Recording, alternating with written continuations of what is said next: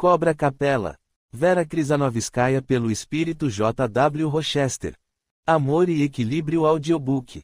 Quinta parte. Vamos dar uma volta no jardim. Propôs Kira, descendo do terraço. O príncipe concordou e seguiu-a. Sem trocarem uma palavra, eles se encaminharam a um pavilhão isolado no centro do relvado, ladeado de flores. A baronesa sentou-se no banco ao lado do irmão e disse: diga a verdade. O plano do conde de casá-lo com sua filha não deu certo e isso é causa de seu mau humor. Sem dúvida, a mocinha está apaixonada por outro. Não creio que eu tenha um rival. Ela simplesmente não me quer por marido. Admito que isto está me deixando possesso, pois ela não é apenas bonita, mas também muito rica, o que não é fácil de encontrar. E eu estava tão certo de que a fortuna da condessa estava em minhas mãos. Prosseguiu, em tom visivelmente decepcionado, Leonid Dmitrievich. Ela não o quis, por quê? Não gostou de você? Perguntou, sinceramente surpreendida, a baronesa. Kira amava muito o irmão e achava-o irresistível. Pelo contrário, acho que ela gostou de mim, apenas eu não atendo aos ideais dessa jovem psicopata, educada por uma velha megera idiota, que lhe encheu a cabeça com ideias ultrapassadas. Ela sonha com um marido que viva agarrado à sua saia, recite-lhe poemas, toque-lhe violão desde manhã até a noite e leve com ela um carneirinho de fita azul para passear no campo. Kira rompeu em riso. O príncipe, apesar de seu péssimo humor, não conseguiu se conter e riu também. Devo dizer que você não preenche esses ideais. Entretanto, estou deveras surpresa por você não conseguir em um prazo de 10 dias fazê-la apaixonar-se por você. Justo você, um mestre na arte de seduzir mulheres. Observou a baronesa, fitando o rosto belo e aristocrático do irmão, com um olhar cheio de orgulho e admiração. Em seguida, afagando com a mão as madeixas bastas e negras de Leonid Dmitrievich, ela adicionou: será cega essa mocinha? Para recusar-lhe, ela deve amar um outro. Você nada notou nesse aspecto? Absolutamente nada. No castelo de Rodenberg leva-se uma vida monástica. E, na verdade, havia ali mais um jovem artista que estava pintando os retratos das duas damas, mas ele tinha uma personalidade tão obscura e mísera, que não deve ser levada em conta. Não, Kira, repito, ela gosta de mim e, talvez, até me ame.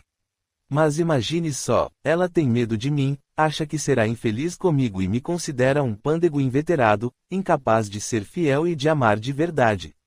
Resumindo, eu não correspondo ao ideal de idílio burguês com que ela sonha.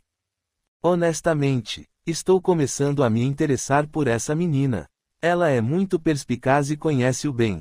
Que você não possui nenhuma destas virtudes, isso lá é verdade, gracejou Kira, largando uma risadinha. Mas isso não pode ser o motivo de sua recusa. Onde é que ela encontrará um marido assim? Todos são iguaizinhos a você. Isso ela deveria saber. Como gostaria de conhecê-la. Não será uma tarefa fácil. Thaísa é terrivelmente orgulhosa e, é claro, fará tudo para declinar da honra de conhecê-la, quando souber que você se casou com um Enoque bíblico. Posso lhe mostrar o seu retrato. Quando estive no castelo, tirei de seu álbum 2 fotografias. O príncipe tirou da carteira 2 fotos. Em uma delas, estava representada só a cabeça de Thaísa, na outra, em toda a estatura, num traje de verão, com o cachorrinho preferido no colo. Oh, ela é realmente encantadora. Se o seu patrimônio for como a sua beleza, vale a pena você lhe conquistar o coração.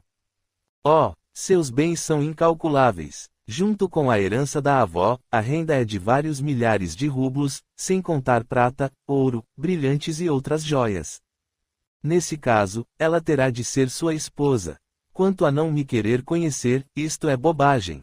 Tem que saber tratá-la. Você verá, ainda nos tornaremos boas amigas e eu colocarei em ordem a sua cabeça. Basta que ela vá a Petersburgo. Agora ela e a sua megera avó estão partindo para o exterior, mas, no inverno, ela virá, sem dúvida, a Petersburgo. O conde conta com isso, e até quer instalar-se com Thaísa em sua maravilhosa casa na marginal de Dvortsovaya. Então você poderá tentar convencê-la de minhas virtudes. Mas, confesso, há poucas chances para o sucesso. Por mais jovem que seja a condessa, ela tem um caráter decidido e um coração frio. A baronesa mergulhou por um minuto em profunda reflexão, levantando a cabeça, disse em tom decidido: aquele que quer atingir os objetivos, usa de todos os recursos disponíveis. Se eu não conseguir convencer Thaisa pelos meios habituais, lançarei mão das forças ocultas. Por esta região, mora uma mulher que conhece uma feitiçaria e possui uma poção de amor. Vou conversar com ela.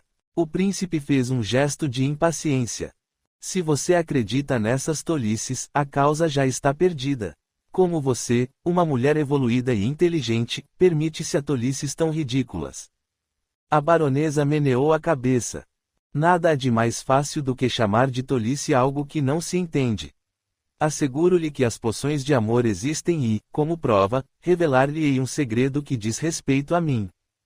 Kira aproximou-se do irmão e, inclinando a cabeça quase até o seu ouvido, disse em voz baixa: você sabe, Lolo, que meu casamento não decolava. Estava desesperada, pois os 30 anos vinham chegando e a triste situação dos negócios. Eu nem lhe preciso descrever. Nessa época, Enoch começou a me cortejar. Apesar de ele ser judeu, decidi conquistá-lo para ter alguma posição na vida. Imagine a minha raiva, quando tudo quase veio a ruir, pois Lisa Bubikova começou a disputar o barão. Fiquei tão irritada, que até as pessoas começaram a notar isso. Quando estive em Terijok, na casa de minha tia Sônia, a mulher do jardineiro me disse: é aquela Ustínia, que tem um monte de filhos que nós batizamos. Interrompeu Leonid Dmitrievich. Ela mesma. Eu batizei seus 3 filhos e fiz muito por aquela família. Naquela ocasião, também levei muitos presentes aos meus afilhados. Ustínia, que gostava muito de mim e faria qualquer coisa para deixar-me feliz, disse-me em segredo que, nos arredores de Terijok, em uma aldeia, vivia uma finlandesa. A finlandesa tinha poderes terríveis e poderia fazer qualquer trabalho. Ustínia prontificou-se a me levar até aquela mulher, visto a tia estar em Petersburgo. Eu concordei, pois a minha paciência estava nos limites. No dia seguinte, nós nos dirigimos à casa da finlandesa. Esta ficou a me olhar longamente, depois, atirando sobre a mesa um punhado de areia, ela borrifou-a com leite. Após examinar cuidadosamente os desenhos, feitos na areia pelo leite, ela me disse: você quer se casar com um homem de cabelos pretos, de uma outra nacionalidade, e você casará com ele. Ao notar a minha surpresa, ela fez uma careta que deveria representar um sorriso. Depois, disse-me para tirar uma meia e deu-me uma pequena vela acesa. Após murmurar em finlandês uma fórmula, que eu não entendi, tirou debaixo da mesa um frasco com um líquido escuro e estendeu-o para mim. Exatamente daqui a 3 semanas esteja em casa. Nesse dia chegará a pessoa de que tratamos.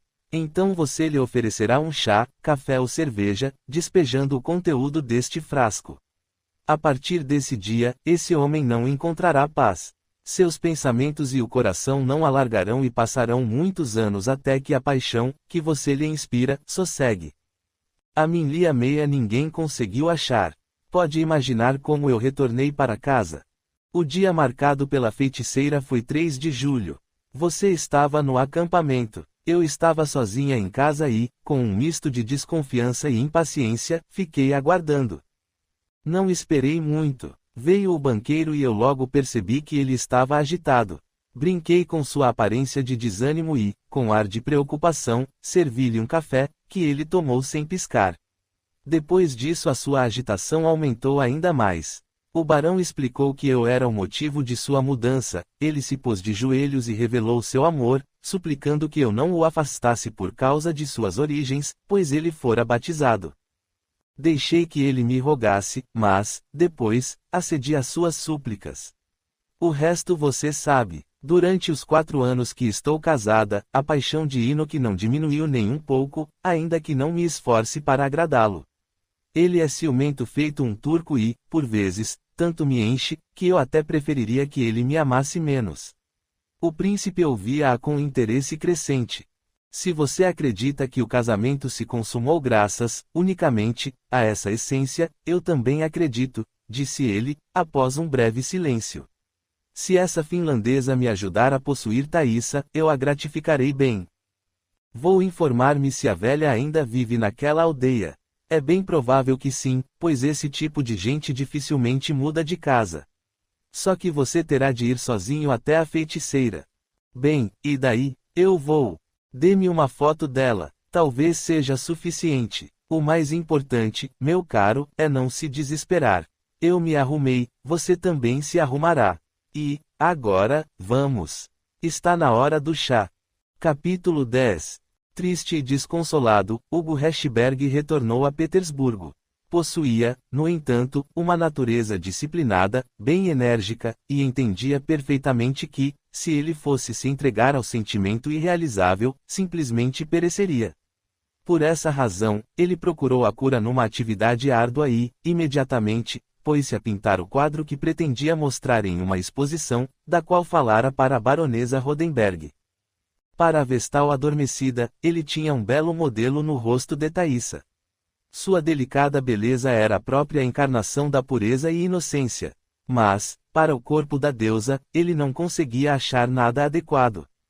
Certa manhã, quando ele trabalhava os esboços, sobre que nenhum ainda o agradava, veio um jovem pintor, seu amigo.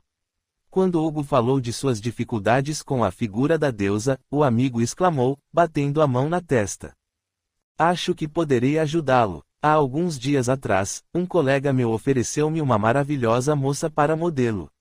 Não entendo como essa moça, dotada de beleza estonteante, pôde decair a tal indigência, tendo de trabalhar como modelo. Não preciso dela agora, mas acho que servirá perfeitamente para a deusa.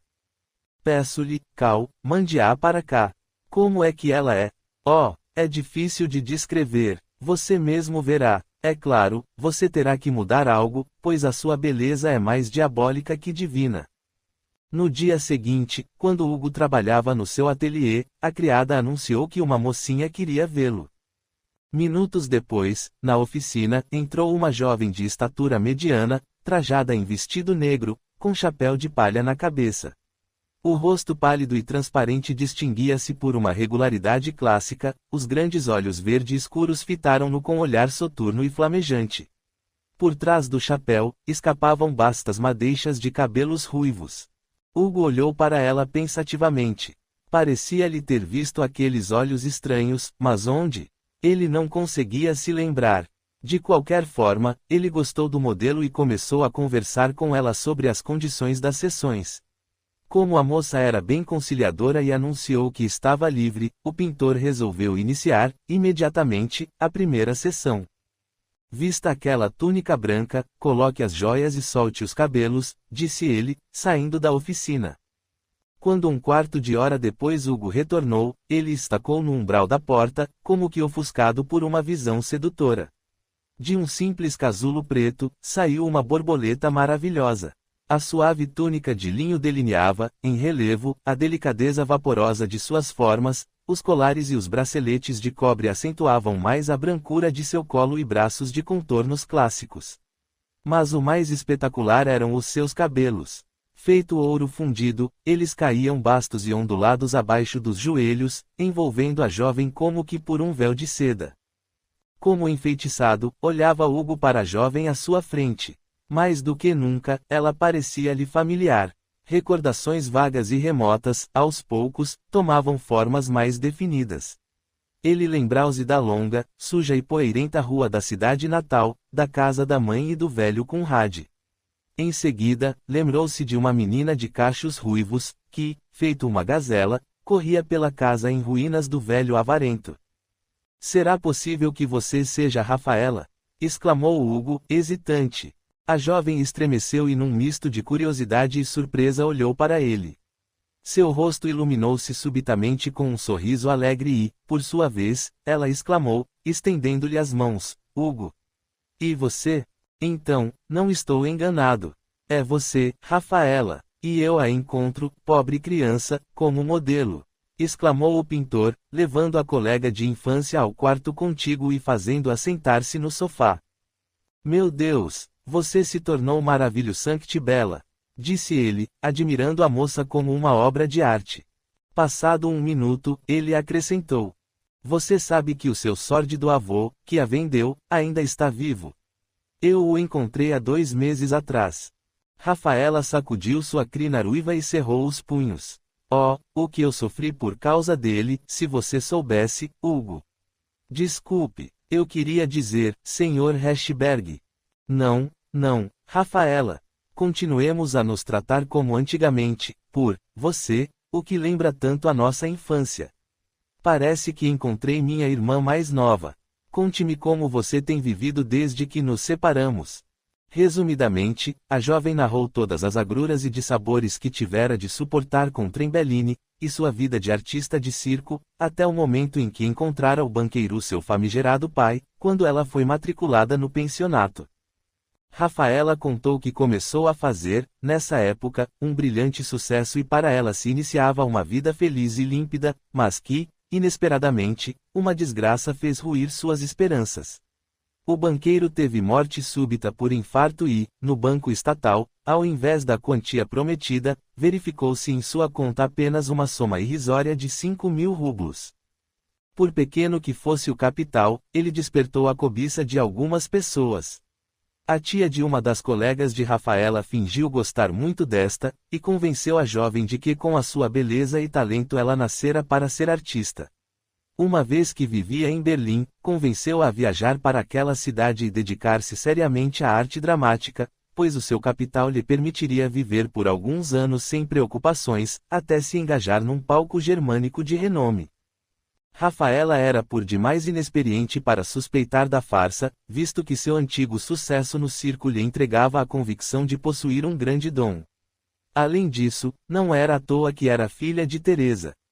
Tinha gosto por aventuras, luxo e prazeres, quem melhor do que uma artista poderia disso usufruir? A despeito de tudo, com sua costumeira astúcia, Rafaela não revelava seus planos para o futuro, pois que ninguém, além da senhora Gubner, poderia sacar o dinheiro depositado no banco. Que a senhora Gubner ficaria contra os seus planos, isso Rafaela já sabia, mas ela não era daquelas que abandonavam algo planejado. Assim, Rafaela foi morar temporariamente na casa da senhora Gubner. Tendo dinheiro na mão, ela fez da vida da pobre mulher um inferno, de modo que esta ficou feliz quando Rafaela foi embora. Uma vez que ninguém tinha direitos legais sobre a jovem, esta viajou para Berlim com a sua nova benfeitora. Mas, ali, por ela esperavam decepções amargas. Rafaela caiu nas garras de uma estelionatária desavergonhada, tão esperta como ela, mas mais hábil e experiente. Aquela extorquiu da jovem o seu pequeno capital, envolveu-a em uma história suspeita e, depois, expulsou-a de casa. Por alguns meses, Rafaela levou uma vida obscura, cheia de aventuras, mas, apesar de sua beleza e desenvoltura, nada conseguiu e ficou felicíssima com a oportunidade de poder voltar para a Rússia.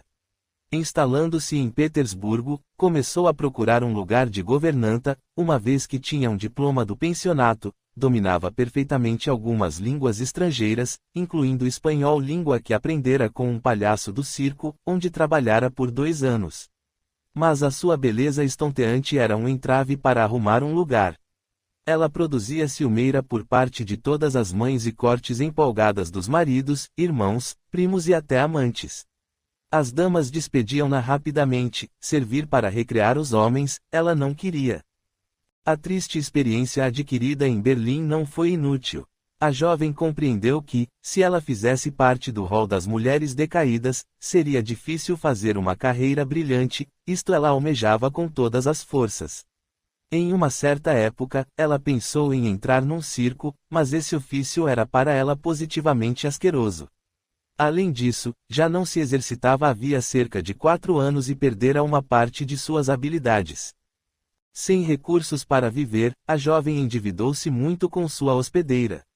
Ela já não sabia o que fazer, quando a última lhe sugeriu servir de modelo junto a um pintor, seu amigo. Rafaela teve de aceitar. Esse pintor era justamente aquele que a recomendara a Hugo.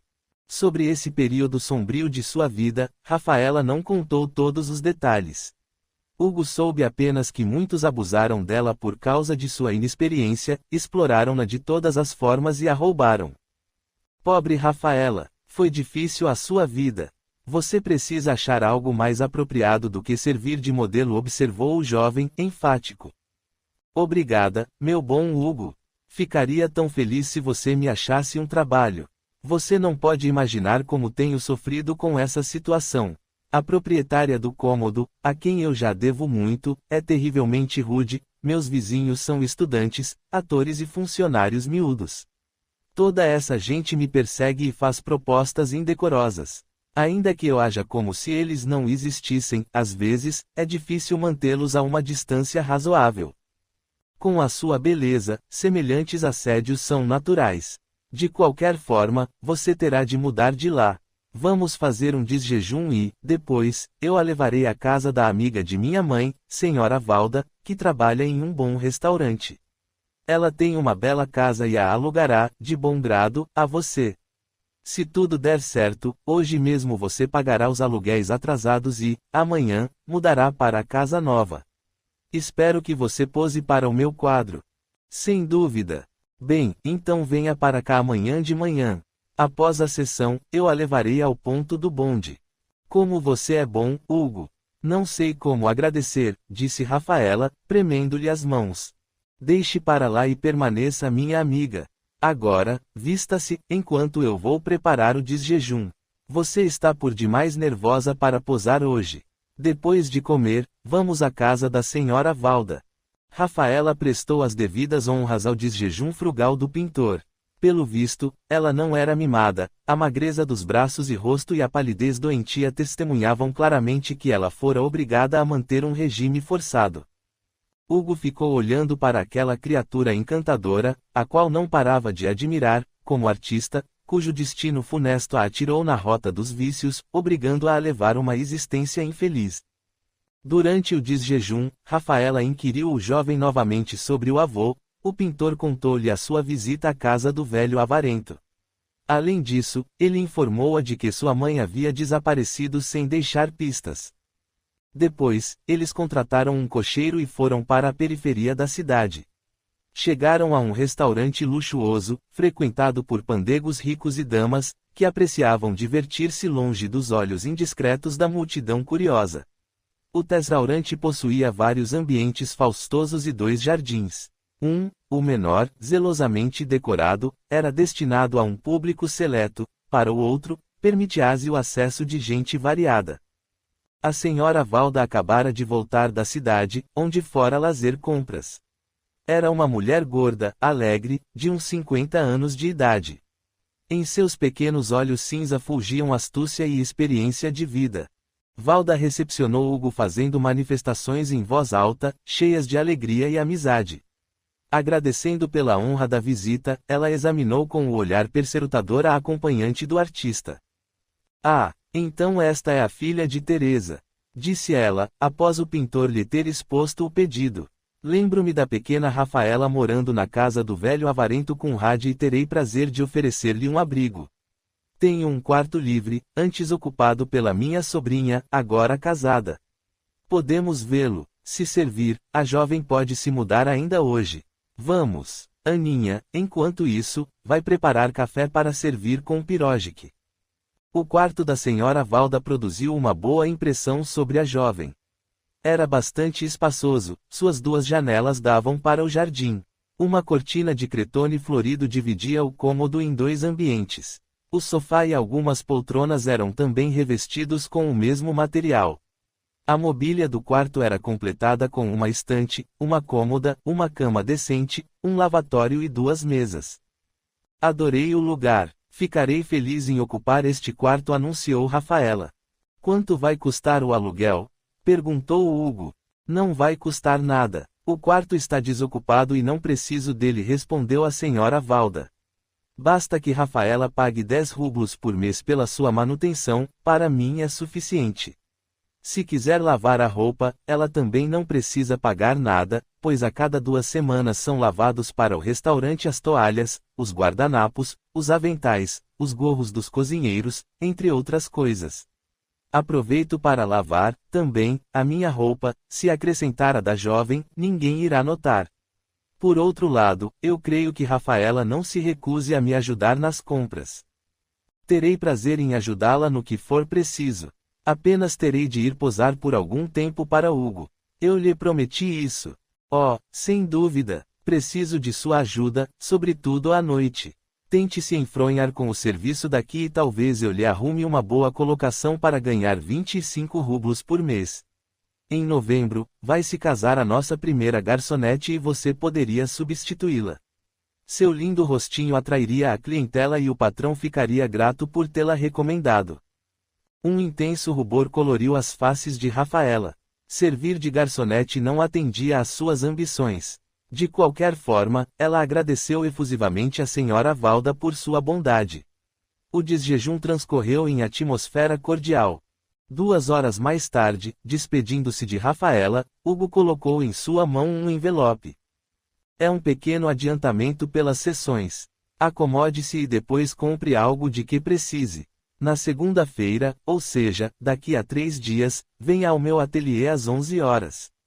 Creio que, durante esse tempo, você conseguirá pôr em dia as suas coisas. Rafaela, feliz da vida, voltou para casa, pagou sua dívida hospedeira e anunciou que iria embora no dia seguinte. Após arrumar nas malas seu pequeno patrimônio, ela fez algumas compras e resgatou suas joias de ouro na casa de penhores. No envelope, ela encontrara 100 rublos e sentia-se rica. Na manhã seguinte, mudou-se para a casa da senhora Valda e pagou-lhe adiantado 2 meses de manutenção. Em seguida, pôs-se a arrumar seus pertences, remanescentes da herança do banqueiro. A rústica mesa de madeira foi coberta com um tecido branco de musselina, sobre o qual ela colocou um espelho e alguns frascos. Na parede, pendurou alguns quadros de suas companheiras do pensionato. A estante e a cômoda foram isoladas pela cortina.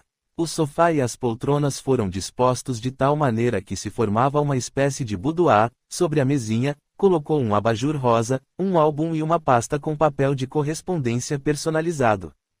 O quarto estava transformado totalmente e tinha um aspecto delicado, de modo que a senhora Valda ficou muito impressionada, quando veio visitar a sua inquilina após o almoço. Ficou simplesmente maravilhoso. Você tem bom gosto, elogiou ela. Rafaela prontificou-se a descer ao piso inferior para ajudar, mas a administradora recusou a ajuda. Não, agora não é necessário, pois há pouco público. Descanse, abra a janela e ouça a música.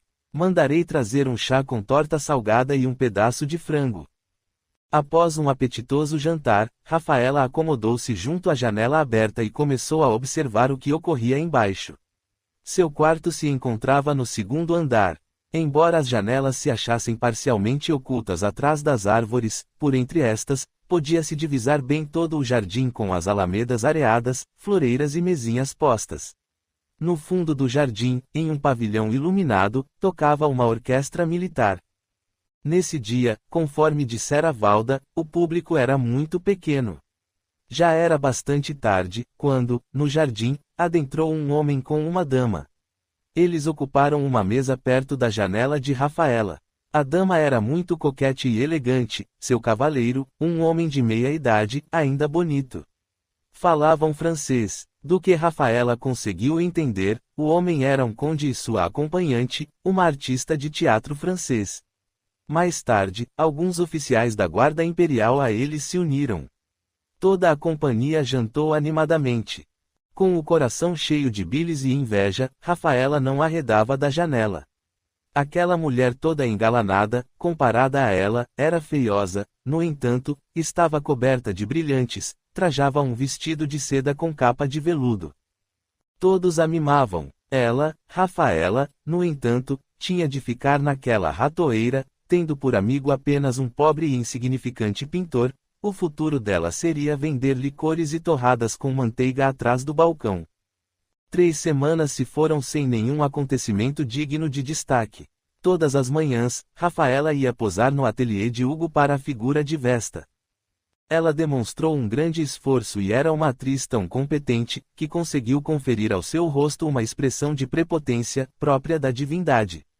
Vestida em uma túnica alva, quando ela se inclinava sobre a vestal adormecida, envolta nas madeixas encaracoladas da cabeleira ruiva feito uma mantilha majestosa, com uma expressão estranha e enigmática nos olhos esverdeados, impenetráveis como um mar profundo, a sua beleza tornava-se realmente algo fantástico. No início, Hugo ficou cativado por Rafaela, como um artista. Mais tarde, a jovem começou a inspirar-lhe um sentimento mais forte. O jovem não tentou resistir àquela paixão, esperando que ela o curasse do sentimento profundo, ainda que amargo e sem esperanças, em relação a Thaisa. Rafaela era de sua condição social. Para a pobre jovem, com um passado duvidoso, ele se constituía um partido brilhante. A ideia de casar com a amiga de infância parecia-lhe atrativa, desde que conseguisse reprimir suficientemente um sentimento condenado pela razão e, é claro, se Rafaela, por sua vez, também o amasse. Astuta e perspicaz, Rafaela logo adivinhou o que se passava na alma do artista, exceto seu amor por Thaisa, de cuja existência nem sequer desconfiava, achando que ele amava apenas ela. Mas a paixão de Hugo e mesmo a possibilidade de casar com ele estavam longe de satisfazê-la. Ser esposa e patroa de um pintor pobre, concentrar-se na asa fama de cuidar de filhos e contas domésticas, não, jamais ela aceitaria tal vida. Ela desejava ter um marido rico, passear de carruagem, ostentar brilhantes, viver numa casa mobiliada como naquela maravilhosa vila que havia visto quando criança, cujas estátuas, vasos e reposteiros de seda lhe deixaram impressões indeléveis. Aqui também, diante do restaurante fora da cidade, paravam carruagens maravilhosas com homens ricos e mulheres bem vestidas, que se divertiam até a madrugada. O champanhe jorrava aos rios e as gargalhadas alegres chegavam até a janela da espectadora solitária, trêmula de inveja. Às vezes, quando todos na casa já estavam dormindo, Rafaela despojava-se de seu vestido, soltava seus bastos cabelos e começava a admirar-se. Como? Vou passar a vida vegetando com este meu corpo? Jamais! Ele merece riquezas e as terá, custe o que custar. Então ela se atirava na cama e, em vez de dormir, repassava mentalmente o plano que lhe nascera, mas para cuja execução se interpunham algumas dificuldades. Tudo se resumia em apresentar-se a um cliente rico, de forma a atrair a sua atenção. Seu alvo era justamente aquele homem que ela vira, na primeira vez, em companhia da artista francesa. Com o passar do tempo, Rafaela veio a descobrir que aquele cliente era chamado de Conde Argunov, era viúvo e muito rico. Seu gosto por mulheres jovens era patente. Se ela conseguisse conquistá-lo, seu futuro estava garantido. Mas como causar uma profunda impressão sobre aquele pândego insigne? Após algumas noites insones, Rafaela solucionou o difícil problema. Justamente embaixo de sua janela fora esticado um arame grosso para ali serem penduradas as lâmpadas da festa de Veneza, que se daria algum tempo depois. O arame prolongava-se até um pequeno pavilhão, que, por sua vez, seria iluminado. Com base naquele aparato, Rafaela fundamentou um plano audacioso, desde que ele fosse execuível. Antigamente, para ela, uma famosa dançarina no cabo, seria uma brincadeira de criança atravessar aquela trilha aérea até o pavilhão, de fácil descida. Uma vez que suas antigas aptidões eram de todos ignoradas, ela se passaria por uma sonâmbula e, naturalmente, seria alvo da curiosidade e apreensão de todos. Expor assim toda a sua beleza não seria dificuldade. O único problema era saber se ela ainda preservara suficientemente toda a sua leveza e plasticidade, para usar tal proeza, sem risco de quebrar um braço ou uma perna.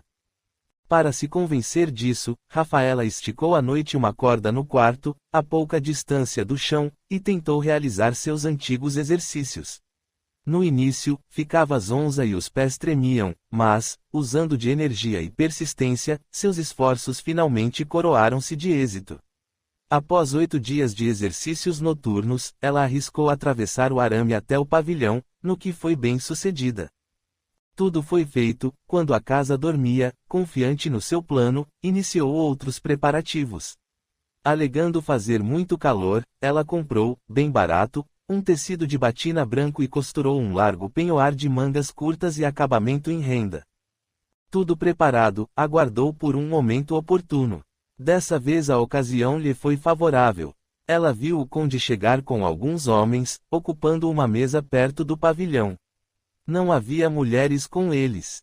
Naquela parte do jardim havia poucas pessoas, já que, no outro salão, travava-se um combate de confetes e a maioria dos clientes acorreu para lá. A noite estava enluarada, favorecendo o plano de Rafaela, que resolveu pô-lo em ação. Rafaela vestiu o penhoar de batista e soltou seus bastos cabelos ruivos. A seguir, saindo da janela para o arame, começou a descer lentamente pelo caminho perigoso. Logo o conde e seus acompanhantes, assim como outros clientes, divisaram uma aparição mágica, que parecia escorregar pelo ar. Apreensivos, todos se levantaram de suas cadeiras. Sonâmbula! Sonâmbula! Ouviu-se de todos os lados. Silêncio! Não gritem nem a chamem, caso contrário ela acorda e pode despencar, sussurraram alguns. Mas Rafaela não despencou. Sem qualquer dificuldade, ela alcançou o pavilhão e, pela tela do caramanchão, do lado em que podia ser vista por todo o público, desceu no chão. Com os olhos semicerrados, ela se dirigiu pela alameda, como que inconsciente, em direção à mesa do conde. A notícia daquele estranho acontecimento chegou até o buffet. O dono do restaurante, a garçonete e a senhora Valda correram para o jardim. Eles chegaram no momento em que Rafaela, como que vacilante, parou diante da mesa do conde e parecia tentar agarrar o ar com as mãos estendidas. Meu Deus, que beleza! Murmurou o conde, devorando a moça com os olhos. Que cabelos, que braços, que formas ideais! Quem é essa criatura celeste? E minha inquilina, eu não sabia que ela era sonâmbula, adiantou-se Valda. Acordem-na, antes que ela vá sei lá para onde.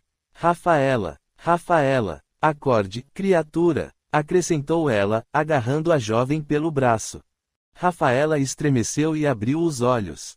Suas pupilas esverdeadas vagavam alarmadas e surpresas pelos presentes e detiveram-se, finalmente, sobre o conde. Num gesto de pudor encantador, ela cobriu o peito com as mãos. O que aconteceu? Como vim parar aqui? Disse em voz levemente trêmula. A senhora é um pouco sonâmbula e, feito uma aparição aérea, desceu até nós por aquele arame, respondeu delicadamente o conde. Oferecendo-lhe um copo de vinho, ele acresceu, tome um pouco. A senhora está pálida.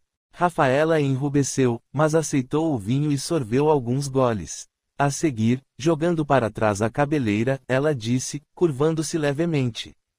Peço aos presentes desculparem-me pelo incômodo que causei involuntariamente. Sofro desta moléstia desde criança. Ultimamente não tenho tido estas crises, de modo que me considerava curada. Hoje eu estava ouvindo música junto à janela aberta e, depois, não sei como, adormeci e vim parar aqui. Mais uma vez peço desculpar-me. Rafaela agarrou a mão da senhora Valda e saiu correndo, arrastando-a consigo. É um anjo. Como lhe faz jus seu nome angelical? Exclamou totalmente enfeitiçado o conde. Palavra de honra, jamais encontrei na vida uma beleza tão perfeita. Mais tarde, sob o pretexto de pegar algo no buffet, o conde foi procurar Valda e inquiriu alongante sobre a sua bela inquilina. A administradora informou que ela era uma órfã que vivia feito uma ermitã, ganhando seu próprio sustento na vida. O conde anunciou que estava vivamente solidário com aquela criatura digna e interessante. Enfiando na M a acento agudo O de Valda uma nota de 1 rublo, ele acrescentou que viria no dia seguinte para saber, pessoalmente, se aquele episódio não teria acarretado consequências danosas. Ele esperava obter autorização para visitar a jovem. Na manhã seguinte, Adrian Petrovich veio com um buquê de flores. Valda o acompanhou até o quarto de Rafaela, que trabalhava ativamente colando abajures encomendados. Rafaela estava encantadora em seu vestido simples e elegante, cabelos maravilhosos divididos em 2 tranças, mostrou-se amavelmente comedida. Sua conversa alegre e inteligente e seu coquetismo ingênuo conquistaram definitivamente o conde. Quando ele foi embora, estava perdidamente apaixonado por Rafaela e decidiu, custasse o que custasse, torná-la sua amante. Nisso, o conde estava redondamente enganado. Rafaela não tinha a menor intenção de se tornar sua amante. A astuta e enérgica criatura estava consciente de que a paixão do velho pândego era uma oportunidade única de alcançar para si a situação tão sonhada. Ela queria tornar-se a Condessa Argunova e gozar, finalmente, do luxo e honrarias a que sua beleza e inteligência faziam jus. Com faceirice estudada, ela excitava a paixão do conde, procurando o momento em que ele amadurecesse suficientemente para lhe aplicar o bote mortal. Além das ambições calculadas, o conde era do seu agrado. Apesar de seus 48 anos, Adrian Petrovich era ainda um homem belo e seus galanteios lisonjeavam e inebriavam Rafaela. De sua experiência com os homens, ela não tinha boas recordações, até Hugo, que a tratava respeitosamente, nunca a obsequiou com cortejos e, aos seus olhos, mal poderia ser considerado como um homem de verdade. Seu amor a constrangia. Ela já sabia de seu amor e só temia que ele viesse a descobrir, antes do tempo, seu caso com o conde Argunov. Certa noite, conversando com a senhora Valda, que patrocinava abertamente os cortejos do conde, Rafaela presenteou a administradora com uma bela caixa de bombons e acrescentou, beijando-a: "Se a senhora soubesse, minha querida, a quantidade de perguntas que Hugo me fez por causa do buquê de orquídeas que eu esqueci no parapeito da janela. No fim, consegui tranquilizá-lo. Espero que, no futuro, a senhora me ajude a encobrir as visitas do conde. Está bem, Hugo é muito ciumento. Para que magoá-lo? A amizade de Adrian Petrovich ainda nos pode ser útil." "Nem diga", fez a administradora com um sorriso malicioso. "Eu acho que falta pouco para minha bela Rafaela se tornar uma condessa." "Oh, cara senhora Valda, não tenho tantas esperanças, mas acho que da minha parte seria ingrato e politicamente incorreto afastar essa amizade que ele tem por mim e que ainda pode ser útil na minha solidão e pobreza." Ardendo de impaciência, Rafaela decidiu, se possível, acelerar o desfecho. Com esse objetivo, ela anunciou, um dia, que não estava se sentindo bem. Alegando estar com enxaqueca, vestiu-se no penhoar, soltou os cabelos e deitou-se no sofá, pedindo à senhora Valda para não ser incomodada pelo conde, cuja vinda era esperada. A esperta administradora compreendeu suas intenções e aqueceu sorrindo. Quando Adrian Petrovich chegou, ela acedeu por insistência e um belo regalo dado, e deixou o conde ir ao quarto de Rafaela. O conde parou fascinado diante do sofá, onde dormitava Rafaela, graciosa e diáfana como psique adormecida. Claídos até o chão em massa ondulada e sedosa, seus cabelos dourados, feito auréola, emolduravam-lhe o rosto. A paixão do conde atingiu o apogeu. Ajoelhando-se junto ao sofá, ele agarrou as mãos de Rafaela e começou a cobri-las com beijos ardentes. Quando a jovem se endireitou, como que acordada repentinamente, o conde confessou-lhe o seu amor louco e suplicou para não ser recusado. A cena que se seguiu foi um chef d'oeuvre, isto é, uma obra-prima do talento dramático de Rafaela. Surpresa, felicidade e amor se alternavam em seu rosto volúvel. Como que cedendo a um frenesi incontrolável, ela cingiu-o nos braços, comprimindo sua face aveludada no rosto dele, e murmurou, timidamente, amá-lo. Subitamente, ela impertigou-se, lívida e como que aviltada, afastou o conde e exclamou: "Porque o senhor, Adrian Petrovich, confessa-me esse amor? Isso me deixa feliz, mas, ao mesmo tempo, condena-me a sofrimentos terríveis, pois o senhor é de ascendência nobre e um homem rico, enquanto eu nada tenho." O conde estremeceu. Apesar de cego de paixão, jamais lhe passou pela mente casar-se com uma moça de origem obscura e passado duvidoso. Recompondo-se rapidamente, ele disse que o amor solucionava todas as diferenças e que ele apenas queria propiciar-lhe uma vida segura. Ele lhe arrendaria uma bela residência, manteria uma carruagem, enfeitá-la-ia feito uma boneca e a levaria para o exterior, ou seja, seria seu escravo e atenderia a todos os seus caprichos. Rafaela ouviu-o sem interromper. Ela baixou a cabeça como que dominada pela tristeza, lágrimas escorriam silenciosamente pelas suas faces. Simultaneamente, ela ponderou: "Não, suas promessas não me seduzem. Quero gozar legalmente do luxo e dos prazeres que você me promete, mas, para possuir-me, você terá de passar pela igreja." Vendo seu silêncio e lágrimas, o conde se inquietou. Postando-se novamente de joelhos, ele abraçou a jovem e cobriu suas mãos de beijos. "Rafaela, minha querida, sinto muito se a magoei", balbuciou ele. Mas ouça-me com calma e entenda bem, para depois julgar. O que lhe ofereço é um amor verdadeiro. Se nos unirmos em elo matrimonial, será o mesmo que clamar por uma tempestade, que nos arruinará a felicidade e estragará a nossa vida.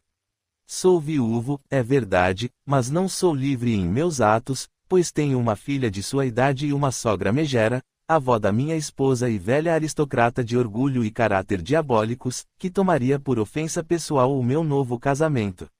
Ela fará a minha filha e todos os parentes ficarem contra mim, fará de nossa vida um inferno, causando milhares de desgostos, e o nosso relacionamento não precisa sofrer nada disso. Pense no que eu lhe disse, minha adorada Rafaela. Não exijo que me responda imediatamente. Pondere tudo com calma e, principalmente, não pense que o que eu lhe ofereço é uma relação passageira e leviana. Não. Nossa união será por toda a vida, sagrada pelo amor mútuo e livre escolha. Subentende-se que assegurarei o seu futuro de forma tão generosa como se nós fôssemos legalmente casados. Agora, minha querida, até breve. Escreva-me sobre sua decisão ou eu passarei daqui a 2 dias para sabê-la. O conde novamente cobriu de beijos as mãos da jovem e dirigiu-os à porta. Rafaela, sombria, permanecia sentada. Subitamente, ela se atirou nos braços do conde, beijou-o apaixonadamente nos lábios, empurrou-o para fora e trancou-se a chave. Completamente inebriado, o conde quis voltar, suplicou que ela abrisse a porta, mas, sem obter resposta, teve de ir embora. Assim que silenciaram os seus passos, Rafaela riu interiormente. As juras de um apaixonado valem tanto quanto as de um ébrio. Não sou tão tola para acreditar nelas, balbuciou com escárnio. Não, meu caro conde. Quero ser adorada legalmente e, se conseguir me tornar a Condessa Argunova, saberei me pôr a salvo das afrontas de sua filha e da megera da sua sogra. Agora é importante malhar o ferro enquanto está quente. Após algumas reflexões, Rafaela pegou uma folha de papel e escreveu uma carta de seguinte teor. Conde. Não precisei pensar muito para responder-lhe, já que não há necessidade de repetir que o amo com toda a alma. Mas justamente esse sentimento é que inspira a minha decisão. Entendo a minha insignificância para ser sua esposa, entretanto, não suportarei todos os sofrimentos que inevitavelmente serão originados pela condição de ser sua amante. Viver sempre temerosa de perdê-lo, sofrer de ciúmes enquanto o senhor frequenta o grande mundo, cujo acesso me é proibido, e onde um homem tão belo e sedutor, como o senhor, a qualquer momento pode encontrar uma mulher cujas origens e virtudes a qualificariam para ser sua esposa, finalmente, estar sujeita, a qualquer hora, a ser abandonada, pois não passo de uma simples mulher sustentada, oh, não. Tal vida é além de minhas forças. Assim, é melhor acabar com tudo, conde. Esqueça-me, mas fique certo de minha estima. Meu consolo é que o senhor jamais poderá dizer que Rafaela foi uma mulher amoral, que ficou seduzida por um guarda-roupa e luxo. Dou pouco valor a essas bobagens e seria feliz em pertencer-lhe nessa mansarda que agora habito, se não me detivesse a ignomínia de tal relacionamento. Quero o seu amor e não o ouro. Adeus, Adnan R. Setrovich. Não me procure nem perturbe a tranquilidade de minha alma. Em seu grupo seleto, será fácil ao Senhor esquecer-me, e eu, até o fim da minha vida, suplicarei a Deus para que Ele lhe dê muita felicidade. Rafaela. Após fechar a carta e pôr o endereço, Rafaela levou-a à senhora Valda, pedindo-lhe entregá-la ao conde, quando ele viesse. Ela anunciou que, no dia seguinte, seria a última vez que posaria para o quadro de Hugo e, no outro dia, viajaria para Riga, onde ficaria por tempo indeterminado. Rafaela pôs-se a arrumar a mala sem muita pressa.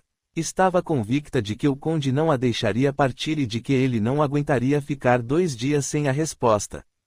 Oscilando entre a preocupação e a ansiedade, Rafaela foi ao ateliê de Hugo. Dessa vez, a inquietação da jovem foi notada pelo pintor. Ele, porém, não fez qualquer comentário, pois o seu próprio estado de alma estava também indômito. Sua intenção de casar com Rafaela, visando sufocar o amor por Thaísa, ao invés de proporcionar a paz, motivava mais apreensões. Apesar do enlevo de sua natureza artística pela beleza de Rafaela, esta esmaecia ao lado da figura pura e imaculada de Thaísa, sempre que ele olhava para a imagem ideal da Vestal adormecida. Toda vez que ele recordava o prazer que sentia em conversar com Thaísa, aquela amabilidade elegante com que respirava todo o ser da jovem, a beleza demoníaca de Rafaela desbotava, seu linguajar e cinismo chocavam-no. Hugo compreendia perfeitamente que aquela condição humilde que ele poderia oferecer a Rafaela não iria satisfazer seu gosto pelo luxo e prazeres, aos quais se referia sem percebê-lo. Estando longe dela, sua razão despertava e ele dizia para si mesmo que era uma loucura desposar a perigosa sereia apelidada pelos colegas de circo com o significativo nome de Cobra Capela, mas, tão logo ela o fitava com aquele seu olhar estranho e enfeitiçador, ficava subjugado de novo. Nem passava pela mente de Hugo estar sofrendo à toa, de pose no estrado, pela última vez representando a Vestal, Rafaela sonhava com outro pretendente. Enquanto a jovem estava com o amigo de infância, o conde acabava de chegar ao restaurante. Ele não conseguiu esperar até a noite, tal era sua impaciência. O silêncio de Rafaela não era um bom sinal e isso o deixava inquieto. Quando a senhora Valda entregou a carta, anunciando que a sua inquilina partiria na manhã seguinte para Riga, o conde alarmou-se. Ele pediu à administradora permissão para aguardar o retorno de Rafaela em seu quarto, essa anuiu prontamente. Ao ficar sozinho, o conde leu a carta. Parecia-lhe estar enlouquecendo só de pensar em perder a mulher tão desejada. Em sua cegueira insana, ele não alcançava, mental e conscientemente, as dimensões das hábeis manobras da aventureira para conquistá-lo, não percebia seu coquetismo dissimulado, tampouco as redes engenhosamente instaladas. Pode-se dizer que o conde não pertencia àquela lista de pessoas que desistem de algo que queiram possuir, naquele momento, perdeu até a capacidade de raciocinar. Os cabelos ruivos de Rafaela e seus olhos verdes enfeitiçarem-no por completo. A bem da verdade, o conde desconhecia o passado obscuro de sua amada e nem suspeitava de ter ela sido uma artista circense, cuja infância fora passada entre os acrobatas viajantes. Sabia que ela não era nenhuma santa, admitindo-lhe apenas alguns equívocos, por inexperiência, os quais ela mesma deplorava e esperava remir com uma vida austera. Quando Rafaela voltou do ateliê de Hugo, o conde já estava totalmente maturado para a consecução de seu ato insano. Deu-se uma explicação emocionante. 2 horas depois, ao sair do restaurante, o conde já era noivo formalmente e o casamento era irreversível. Capítulo 11. Na noite daquele memorável dia, Adrian Petrovich passou em casa, para melhor analisar a situação. Não estava arrependido do noivado, ainda que tudo devesse ser bem avaliado, de forma que, se possível, evitasse alguns aborrecimentos futuros. Seu maior receio estava relacionado à baronesa de Rodenberg, com seus protestos contra aquela união. Mas a baronesa estava muito velha e doente. As cartas de Thaísa não deixavam dúvidas quanto à morte iminente. Era conveniente o deixá-la saber disso. Quanto a Thaísa, esta era demasiadamente nova e tíbia para não se conformar com a madrasta, já que o fato seria consumado. Tomada a decisão de manter tudo em segredo, os outros detalhes não ofereciam muitas dificuldades. Ele decidiu casar-se na igreja o quanto antes e isso teria de ser feito no exterior. Lembrou-se de que o abade da igreja russa em Paris era seu conhecido e manteria o segredo até que fosse preciso.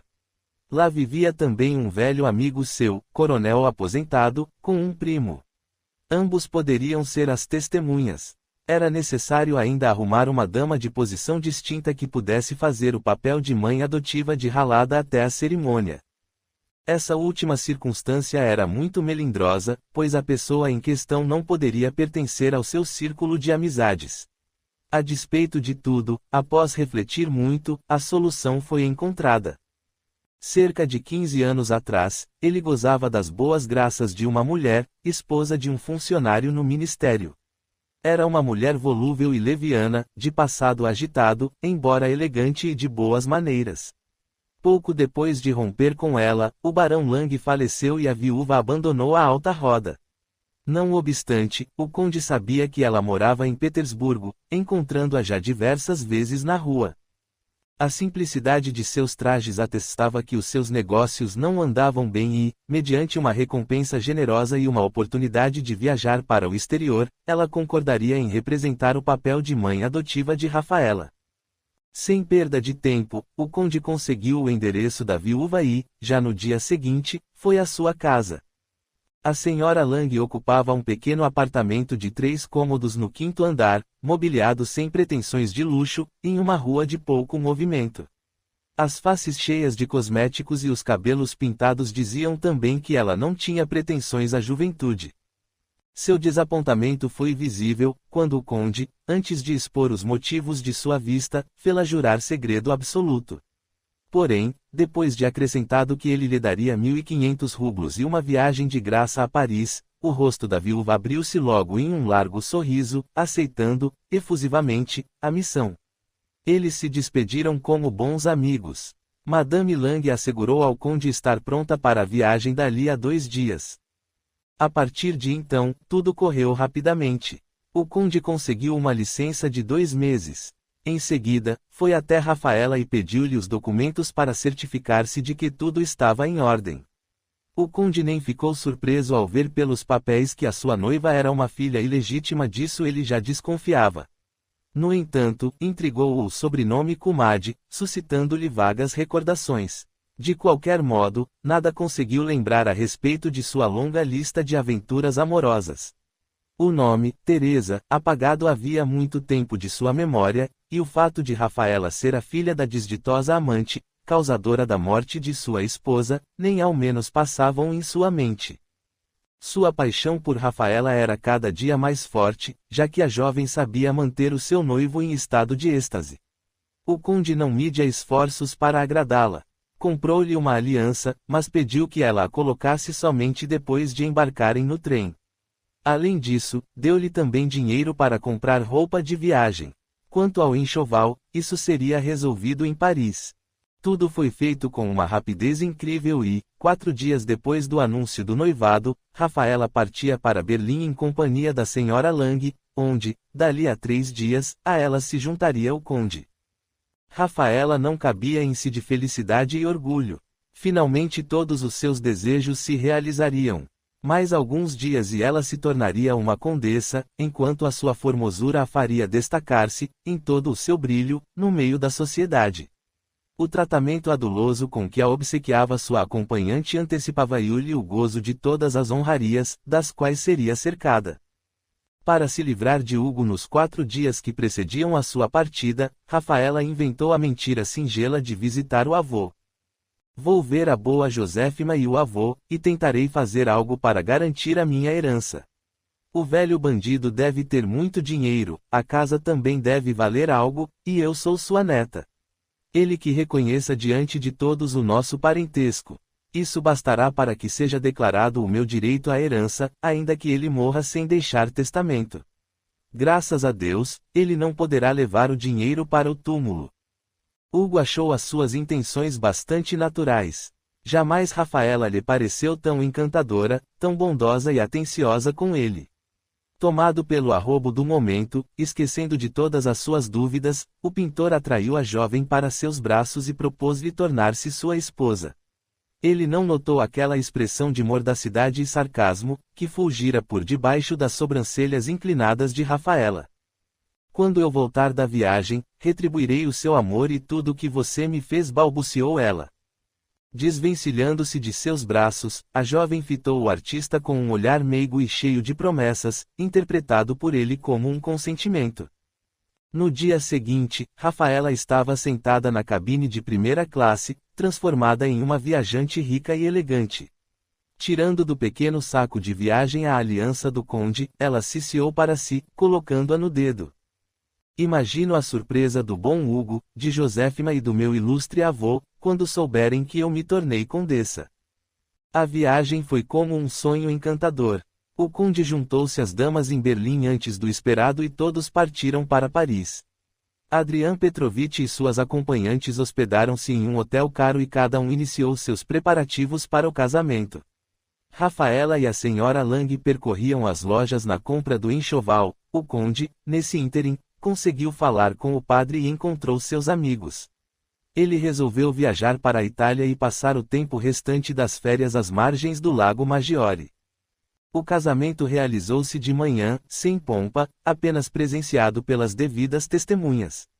A noiva estava maravilhosa em seu vestido de seda, de véu na cabeça. Ela quase ficou tonta, quando após o ritual foi cumprimentada, pela primeira vez, como condessa.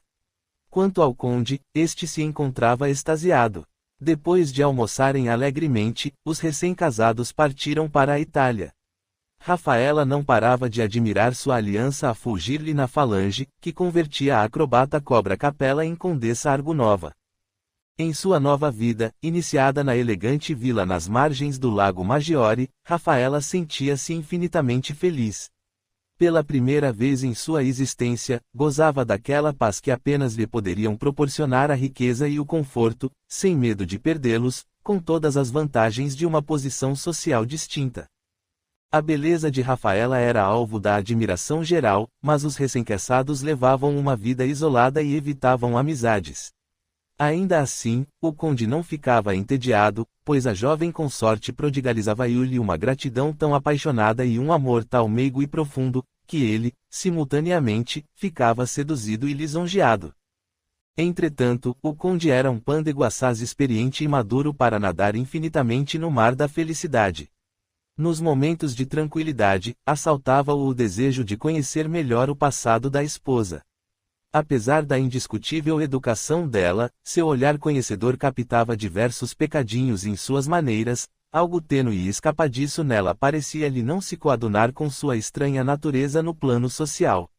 Toda vez que ele inquiria Rafaela sobre sua infância, seu rosto se anuviava e ela se esquivava invariavelmente da resposta. Certa vez, quando o conde começou a insistir na pergunta, Rafaela respondeu, com olhos marejados. Ah, Adrian, deixe-me usufruir primeiro um pouco de felicidade, antes de remontar ao passado cheio de desgraças e sofrimentos. Você sabe que eu sou um fruto de amor passageiro e, assim, duplamente órfã. Você não pode imaginar por quantos maus tratos e amarguras passam essas criaturas infelizes, marcadas pela vergonha de seu nascimento e entregues nas mãos de estranhos. Algum dia, contar-lhe-ei sobre a minha triste vida.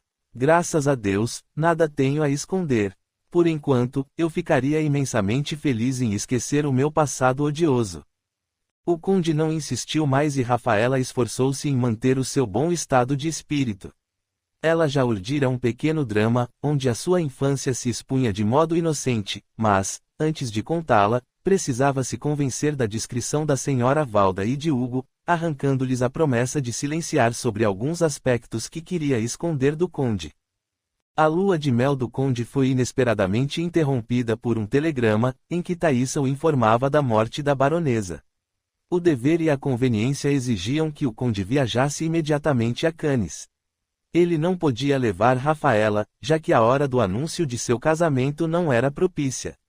Não que o conde quisesse poupar Thaísa apenas por amá-la, mas porque tinha esperanças de intervir na administração de seu enorme patrimônio e ocupar uma de suas casas.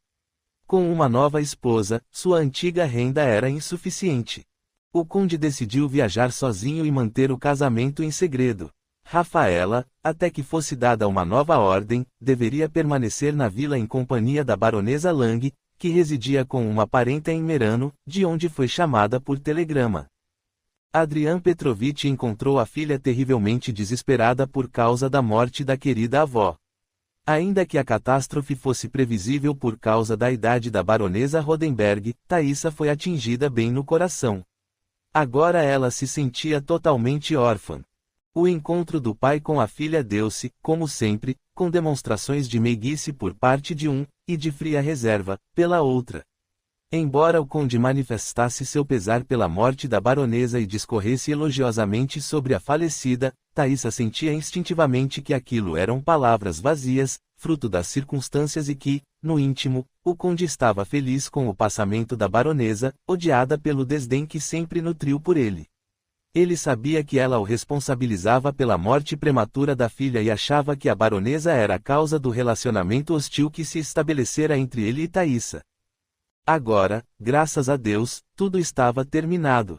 Ele já não mais interceptaria o olhar severo e gélido da baronesa.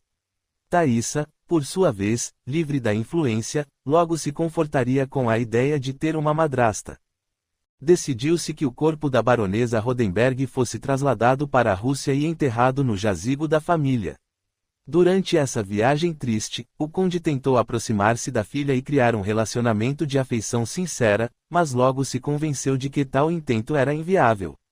No tratar cortês de Thaisa, espreitava-se a habitual reserva.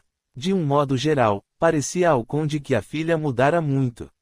Em seus trajes de luto, parecia crescida e seus modos faziam transparecer tanta firmeza e independência, que ele, antes, não havia notado. De fato, a própria Thaisa, sem o perceber, demonstrava independência e senso de responsabilidade, que se manifestaram em seu semblante após a morte da avó. O pai nunca tivera um papel importante em sua vida pessoal. A amargura de saber que aquele homem insensível era culpado pela morte de sua adorada mãe corroía a alma da jovem. Da mesma forma, ela tinha certeza de que a morte de sua avó era indiferente para ele, enquanto o coração dela se dilacerava de dor. Além disso, ela estava consciente da necessidade de salvaguardar o patrimônio das ambições do pai. Assim, para uma aproximação cordial, simplesmente não havia espaço. Sentindo-se ambos dessa maneira, chegaram ao castelo de Rodenberg. Ali, onde o menor objeto lembrava a mãe falecida, a dor de Thaisa aumentou ainda mais e o enterro abalou por completo seus nervos. Ao longo de alguns dias, a jovem se sentiu como um doente. A impaciência do pai em voltar para a capital era tão patente, que Thaisa o percebeu. Sua convicção de que, mesmo naqueles momentos de dor, ele só pensava em se livrar dela, fez com que ela tomasse uma decisão. Após o desjejum da tarde, pediu que o pai fosse ao antigo gabinete da avó. Ao sentar-se atrás da escrivaninha, ela disse sem preâmbulos: "Eu gostaria de falar-lhe para resolver a questão de nosso futuro. Tive a impressão de que você quer voltar imediatamente para Petersburgo, ou viajar para o exterior para continuar o tratamento interrompido pelo trágico acontecimento." "Bem, não o estou segurando. Você adivinhou, minha criança. Minha saúde exige que eu termine o tratamento iniciado. Estou, entretanto, preocupado com você. Deixá-la sozinha aqui não é recomendável e, ao que tudo indica, você não quer também viajar para o exterior. Não quero que as suas preocupações comigo atrapalhem o seu tratamento. Ficarei bem aqui com a minha fiel Werther. Talvez tenha razão, uma vez que a separação será breve. Já estamos no meio de setembro e, em novembro, você irá para Petersburgo." "Não, pai, irei a Petersburgo somente em janeiro.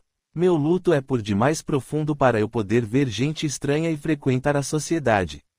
Como já disse, irei a Petersburgo no início de janeiro. Até lá, peço-lhe que você efetue as reformas necessárias na minha casa na marginal de Dvortsovaya, que nós ocupávamos quando mamãe estava viva. A casa tem cerca de 20 cômodos e você poderá ocupar a metade dela, tendo uma entrada independente. Assim não constrangeremos um ao outro." "Oh, como eu poderia constrangê-la, minha criança?" Em suas palavras, Thaisa, ainda se ouvem prevenções da baronesa. "Bem, tanto faz. Não quero julgar a falecida e para provar-lhe as minhas boas intenções, farei o que me pede. Não ficará você entediada aqui sozinha nesses meses de inverno. Não terei tempo para me entediar. Preciso pôr meus negócios em ordem, um tanto abandonados ultimamente. Além disso, quero construir aqui um asilo para senhoras idosas paralíticas, assim como um asilo para crianças menores, em memória de minha avó." "E você acha que o seu tutor aprovará tais gastos?" inquiriu o conde, mordendo os lábios. Thaisa sorriu. "O meu tutor e padrinho é tido como um homem muito caridoso e, devo dizer-lhe que, segundo os desejos da minha avó, a sua tutela é praticamente simbólica.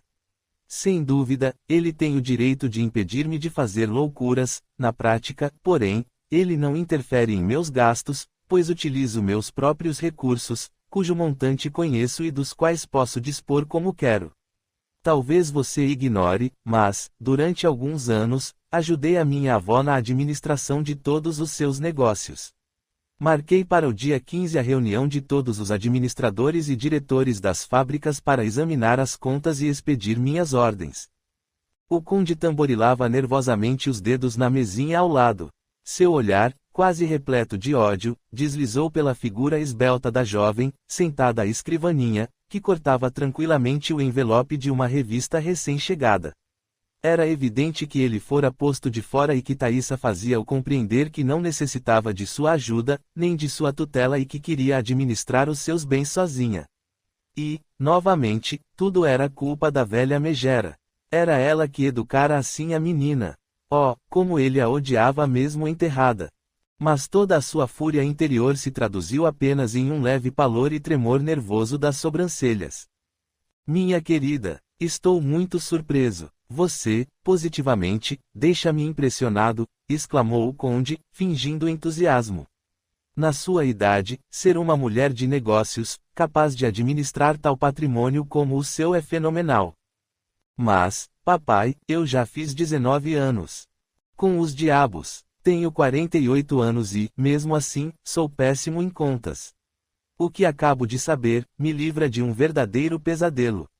Temia que você pedisse para ajudá-la no exame das contas, enquanto nem tenho paciência de verificar a contabilidade de Mikhailovo. Não, pai, não irei incomodá-lo com os meus assuntos, disse Thaisa, sorrindo. Da minha parte, não posso lhe prometer o mesmo. Tenho um pedido, ainda que não queira interferir nos negócios do senador. Agora que você me disse de sua independência, o meu pedido torna-se mais fácil. Meu Deus, papai, diga abertamente e esteja certo de que quero ajudá-lo.